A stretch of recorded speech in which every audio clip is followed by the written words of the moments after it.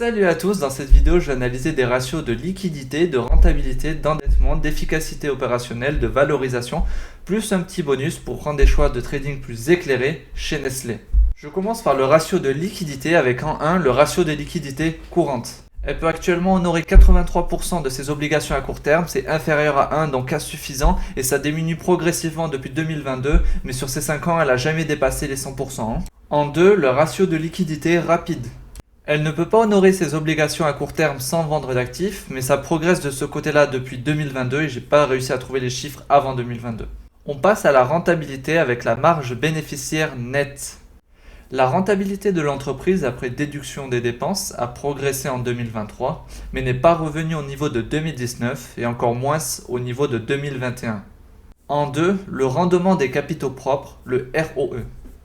Le rendement qu'elle génère pour ses actionnaires est remonté rapidement en 2023, mais ses capitaux propres diminuent dans le temps, ce qui met en avant un risque plus élevé pour les investisseurs. Voilà ce que donne l'évolution des capitaux propres de l'entreprise. En 3, le rendement des actifs, le ROA.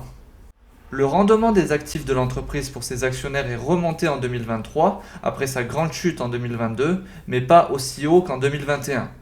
On passe à l'endettement avec le ratio endettement.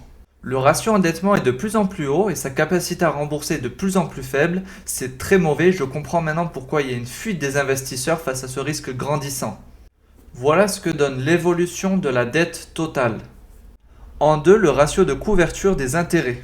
La capacité de l'entreprise à couvrir ses obligations de remboursement d'intérêts a diminué de moitié en un an. On passe à l'efficacité opérationnelle avec en 1, la rotation des stocks. L'entreprise a une meilleure liquidité de ses stocks, mais le stock est plus faible, ce qui peut être bien en termes de réduction de coûts, mais peut lui faire rater l'opportunité d'une vente. En 2, la rotation des créances. L'entreprise collecte ses créances clients à peu près à la même vitesse qu'en 2022. On passe à la valorisation avec en 1 le ratio cours sur bénéfice. Ici, la valeur de l'action est plutôt moyenne-basse par rapport aux bénéfices qu'elle engendre, mais il ne faut pas oublier ses dettes grandissantes et sa difficulté à honorer ses intérêts grandissante aussi. En 2, le ratio cours sur valeur comptable. Ici, on voit que la valeur de l'action reste haute par rapport à la valeur nette des actifs de l'entreprise et le nombre d'actions en circulation. On arrive au bonus. Ses revenus augmentent dans tous les pays où elle réalise du chiffre d'affaires, sauf au Mexique, mais le CHF, le franc suisse, se déprécie par rapport aux autres monnaies, ce qui augmente son résultat net, mais diminue la valeur de sa trésorerie qui est en franc suisse. En termes de dépenses, fournisseurs, employés, elle peut y perdre, à voir dans quel pays elle dépense. En tout cas, je vous ai trouvé la liste des pays où elle récolte son chiffre d'affaires, et le Mexique représente 4,23% de son chiffre d'affaires. En conclusion, le ratio de liquidité reste dans ses chiffres habituels, c'est neutre. Niveau de la rentabilité, elle a augmenté ses marges. Sa rentabilité a augmenté par rapport à la valeur de ses capitaux propres ou actifs, qui eux par contre ont fortement diminué, donc c'est plutôt neutre encore. Au niveau de l'endettement, la valeur comptable de l'entreprise a diminué, sa dette a augmenté, sa capacité à payer ses intérêts a fortement diminué, c'est très négatif ici.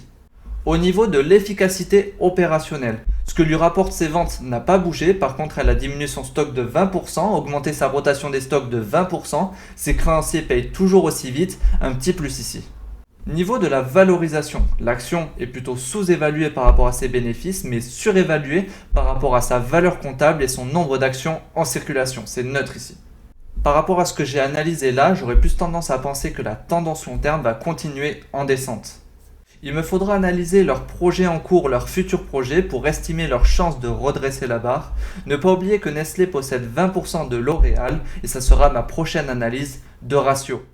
S'il y a des experts en comptabilité parmi vous qui voient que j'ai fait une erreur, n'hésitez pas à me le dire dans les commentaires, j'essaierai d'améliorer la chose. N'hésitez pas à me dire aussi quel ratio financier vous analysez au niveau de vos entreprises, ça m'intéresse.